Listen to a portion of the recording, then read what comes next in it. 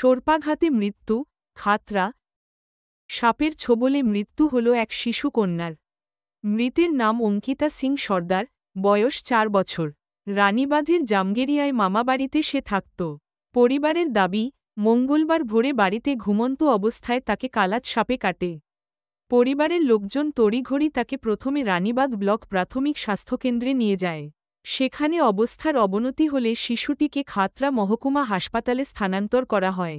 সকালে তার মৃত্যু হয়। শিশুর মামা বিষ্ণু সিং সর্দার জানান, বাড়ির মেঝেতে ভাগ্নি কয়েকজনের সঙ্গে ঘুমোচ্ছিল। ভোরে কালাত সাপে ওই শিশুকে কাটে। চেষ্টা করেও তাকে বাঁচানো গেল না। খাতড়া থানার পুলিশ দেহ উদ্ধার করে ময়না তদন্তের জন্য বাঁকুড়া মেডিকেলে পাঠায়। একটি অস্বাভাবিক মৃত্যুর মামলা রুজু করে ঘটনার তদন্ত শুরু করেছে খাতড়া থানার পুলিশ। ধন্যবাদ জ্ঞাপন ও কৃতজ্ঞতা স্বীকার আনন্দবাজার পত্রিকা।